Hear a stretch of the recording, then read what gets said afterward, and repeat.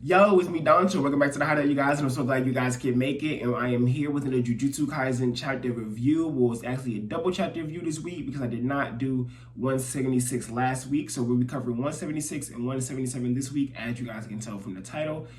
This video won't be that long anyway. I'm just going to really skim through 176. I'm not really going to cover it that much. I'm really going to go straight into 177. I'm just going to give my thoughts about 176 and how I felt about the information we were given. And then I'm going to talk about 177 and how I feel about everything that unfolded in that chapter, etc., like I usually do. But before I get into it, like I always say, thank you for coming to the Hideout, you guys. Thank you for everything that you bring to the Hideout. Thank you for your comments, etc., everything you guys do. I'm not sure how much longer I'll be doing YouTube, to be honest. I don't know. I don't know. I've kind of been dying on it, but thanks for coming in. Thanks for always tuning in, you guys, and I really appreciate you guys coming back to the Hideout. So let's cue the intro.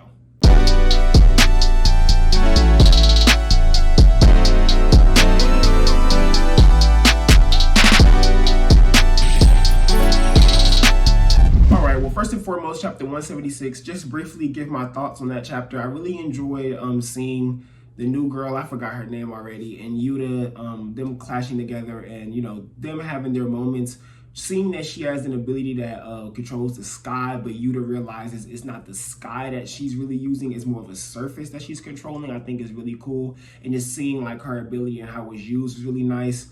And then I sit in that moment where they had their little mini conversation and they were like arguing kind of back and forth because Yuta was asking her so many questions about herself, making her be kind of introspective with herself, and it angered her, making her think of the Fujiwara clan, the clan that she apparently worked for.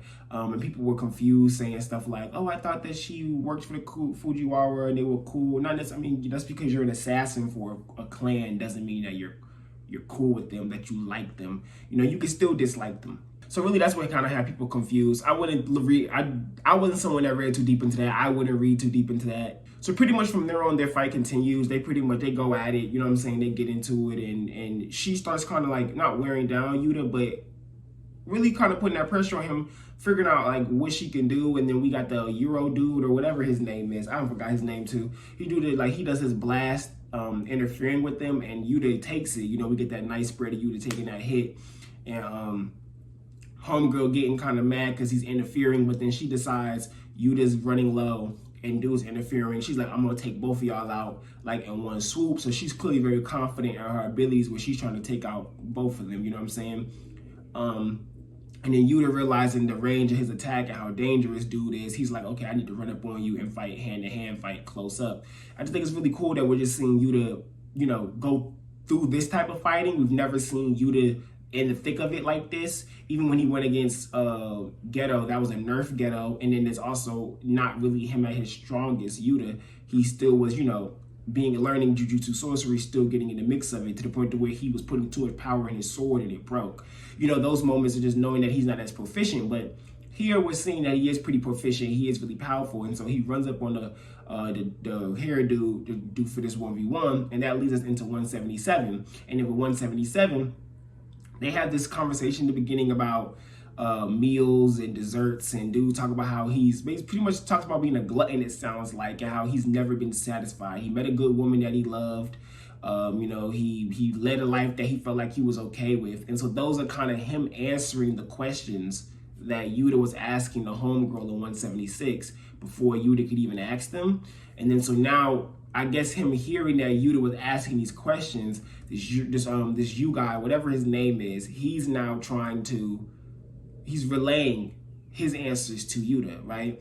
Relaying why he's even here, relaying why he decided to come back. He wasn't satisfied. He's never had his dessert. He's never been really full, you know, that's what he's trying to find. You know, he's trying to find that sweet spot.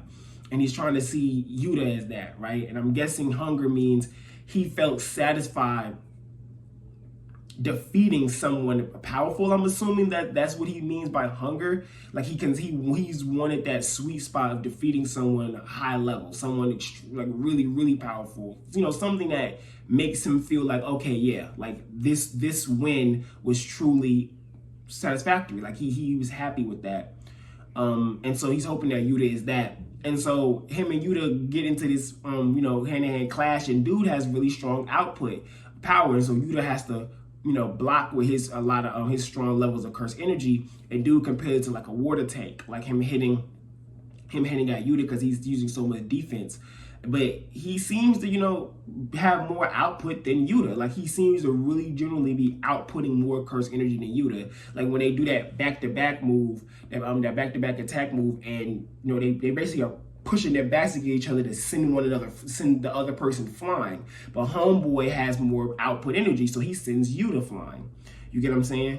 And then Yuta, gets sent flying. Dude comes around trying to shoot Yuta while he's flying through the air. Then Yuta pretty much dodges that. Well, not dodges it. He blocks that with his bare hands, which ends up messing his hand up. And then he comes straight down with a punch on dude, and boom, to get at him. To get him off of him, dude shoots his granite thing again, which knocks Yuta off, right? So then Yuta's flying off. You see his hands all jacked up. And then you got the Surface Girl. She coming up now behind.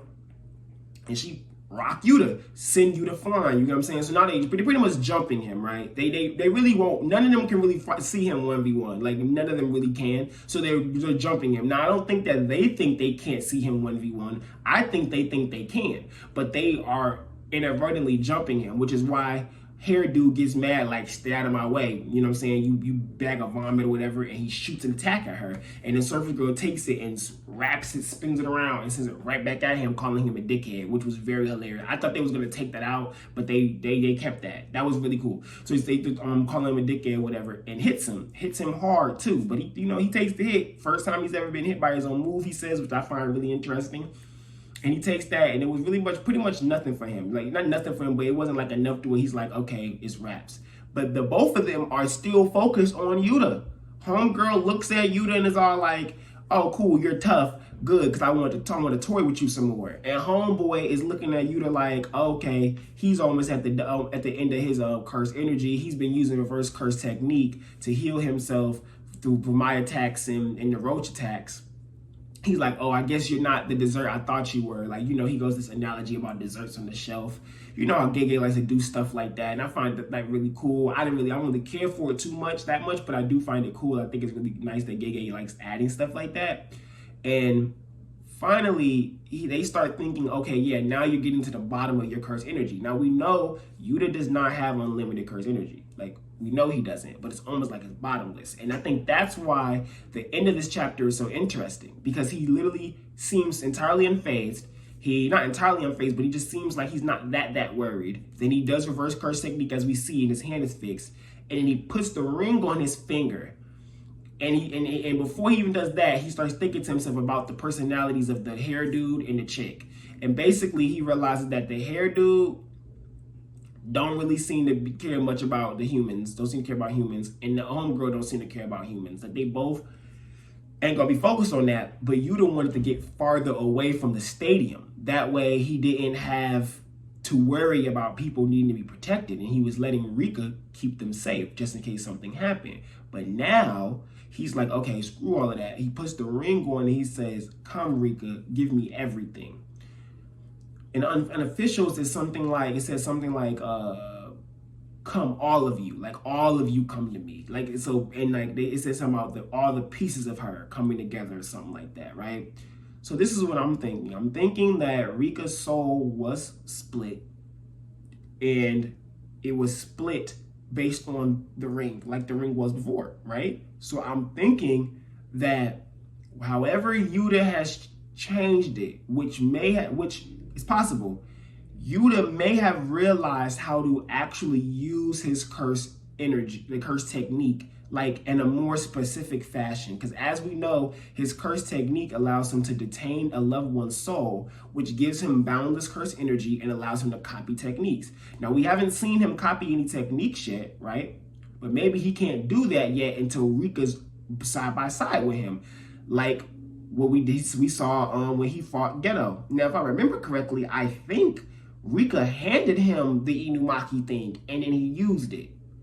I can't entirely remember, but if that's what happened, then it makes sense that Rika would have to be there for the copy techniques thing to work, right? Because she's like that medium for it. So maybe he's calling her there so that he could be full power. Pretty much that also confirmed that he was nerfed this whole time. He's been fighting these probably almost special grade, or at least grade 1 people, nerfed. The whole time he's been nerfed. He's never used Rika in like a fighting fashion. She's been used apparently as support, right? Like just to keep things safe while I handle it, right? So now Rika's like, oh no, Yuta's like, okay, I'm gonna bring Rika in, and he's about to go crazy. I don't know if a domain about to come. I don't know if he just about to just be faster, stronger, slicker, or Rika just finna just be, it's finna just be now a 2v2, like, you know what I'm saying, or a 2v1v1, you know what I'm saying? Like, I'm not entirely sure, but I think that with this, is proving we're gonna see specifically how Yuta was able to get Rika back after 3 months after losing his special grade status and her leaving. So I'm really excited for that. That's really one of the biggest things I've been wanting to see, because I know that Gege is going to do something crazy explaining how he got that back. I just feel it, because if she left, he had to have gone through some type of like spiritual medium or something of that nature to bring her back from the afterlife, right? If the afterlife does seem like a thing in JJK. So I just really wonder where that's going to lead. But that's really all I have on that. I don't really know where else it could go. I don't really know how else it could unfold.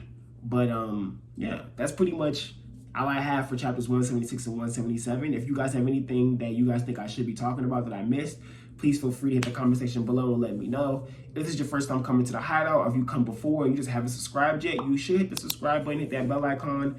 I know in the beginning of the video I said I'm not sure how much longer I do YouTube, but you know, keep supporting. Hopefully, maybe I'll keep going. I'm not entirely sure. I think I will, but you know, it's just been getting weird recently. So yeah, but thank you guys so much for coming back to the Hideout. I'm really glad that you guys could hang out. I'm always glad to see you guys when you guys come in. So I hope we can talk about chapter in Discord or in the comment section below. And if you aren't part of the Danchou Hideout Discord, you can always just join in the description box below. There is a link. So all right, you guys, it's me, Danchou. Peace.